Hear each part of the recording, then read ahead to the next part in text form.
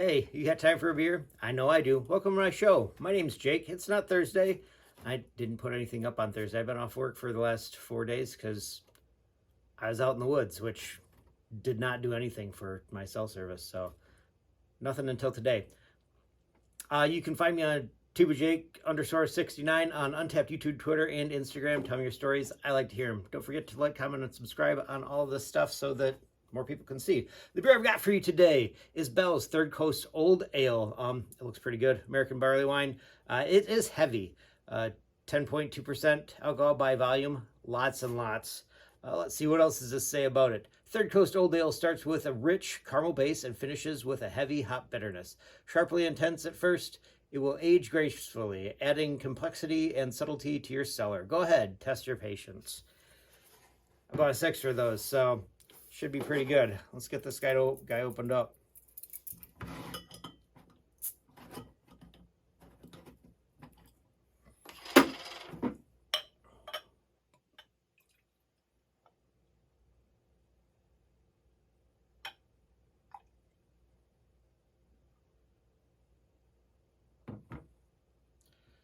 Wow.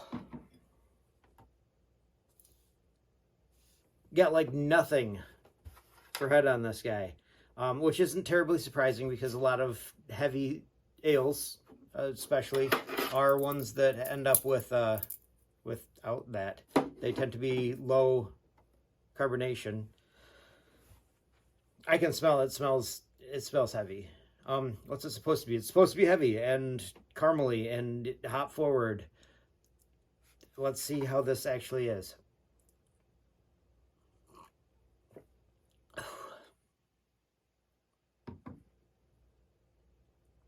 It's caramely and heavy and hop. Well, the hops are a little bit I'm going to say that the hops take a back seat to the malt.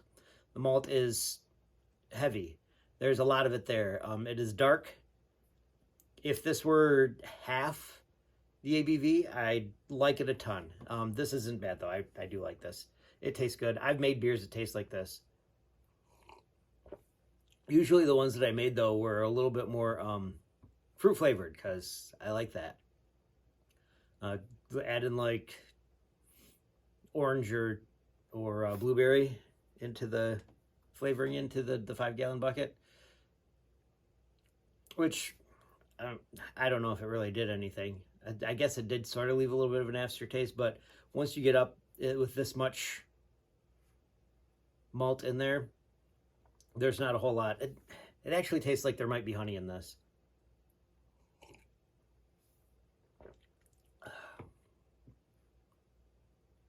Just because to raise the ABV by another 1%, you add a pound of whatever, extract of some sort. It could be honey because that comes out pretty pure. It could be just a pound of malt extract.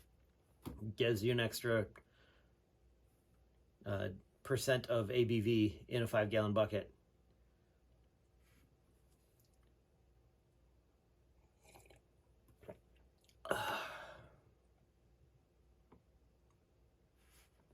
This is really not one that's meant to be had in a short amount of time or for telling stories. Well, I mean, long stories maybe, but short stories, not so much. Is there a beer that this reminds me of? Yes. Actually, it reminds me of the Hutton Cabin a little bit too. I once made a beer that was... I've been drinking a lot of Light and Cool. So they had the Creamy Dark and they had the Sunset Wheat out at about the same time. And they're both very good beers. But if you drink them Creamy Dark then Sunset Wheat, the Sunset Wheat is bright and shining. And I thought it'd be great if you could get the bright and shining in with that dark malt darkness, because really it was just pretty much dark. If you could get those all together, it'd be amazing. You can't. It just ups the ABV when you add in more stuff. And it ends up tasting like this. But those were pretty decent. Oh, it didn't exactly help that I fortified it with what you call it, with diesel, not diesel fluid, like extra strong grain alcohol, 191 proof. Heavy. That one was heavy. One of those will put you on, would put you on your ass because, I mean, it would. It did, as a matter of fact. And I had some of those up at the hunting cabin, and I was the only one drinking them because nobody else wanted to try it. And I was like, "Here, try it." And they'd try it, and they'd be like, "Nope, that's too strong for me." So then I'd drink the rest of it. And I didn't bottle these in like bottles. I bottled them in big ones. Those 750s, they'll wreck your night. They really will. It was delicious, but there wasn't anybody else around. Like the first ones that I drank, there wasn't. Like I was up there before everybody else got there, so I started drinking. And they were delicious, but I was drunk by the time everybody else got there. And then the ones that I had left over, I brought up later. People that I knew from school, like I was a substitute teacher at the time, and people that I knew from being students at school were up because friends with their father, and they came up too. So they got to see me all drunk on this stuff, which, I mean, being drunk at the cabin, not a big deal. I did that this weekend, a bunch. It's a fun time at the cabin. Got to see some deer, passed on some deer. I probably should not have passed on those deer, but I did, and that's where it is. Not that they were small, they weren't. A bunch of does. I probably could have gotten two with one shot. That would have been something. But it would have meant blowing one's head off, and that's gross. I'm not going to do that.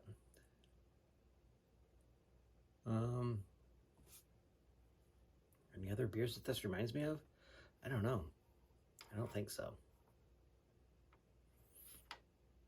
That one. With the creamy dark and the... Yeah, that's pretty much what I got.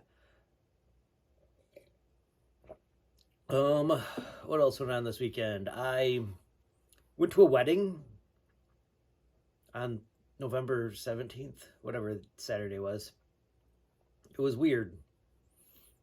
I mean, you're getting married in the middle of deer season in Michigan. Obviously, this dude is not a hunter. Because if he were, he would be away from his wife on their wedding anniversary. And that's a terrible idea. Don't do that, please. It's okay. I saw some other people that got married, and that one really confuses me because I'm surprised that she doesn't want to be out in the woods. Maybe they hunt together. I don't know. That might be kind of fun.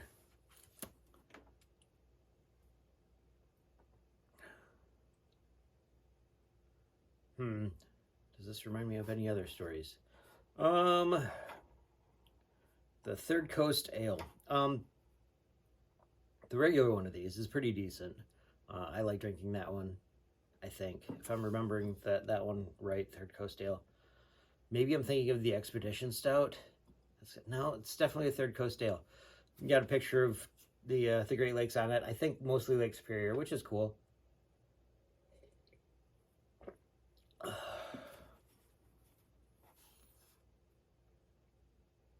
This does not remind me of that, though.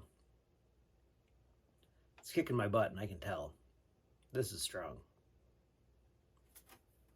We're doing on time here. We are. Who knows? Because it's not on there.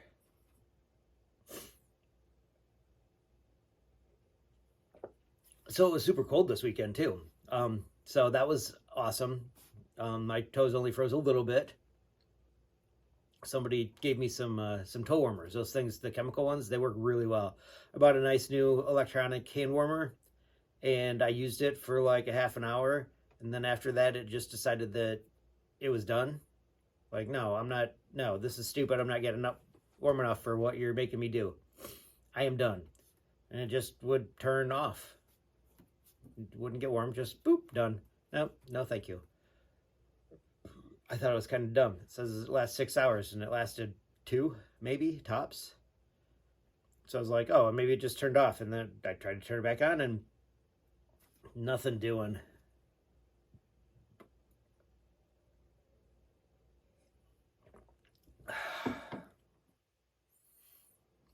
Man. It's not like fiery. It's just, it's heavy. Like it sits on your tongue. You can taste all of it. The caramel and the caramel notes from the malt. You can taste that it's been, that just that little bit of burnt kind of thing that you get with a darker malt. It's nice, but there's a lot of it. Oh, good. All right, I got a quote for you. This one's from Abraham Lincoln. He said, "Most folks are about as happy as they make up their minds to be." So be happy, because it's your own fault if you're not, I guess. I mean, at least according to Abraham Lincoln.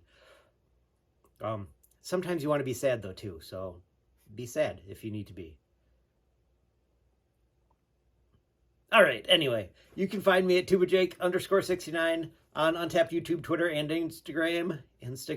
Tell me your stories. I like to hear them. I like to tell them.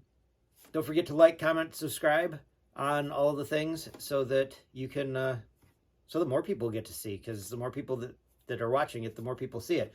If you don't like, comment, or subscribe, then fewer people will see it. All right, sounds good. I'll see you next time when you get time for a beer.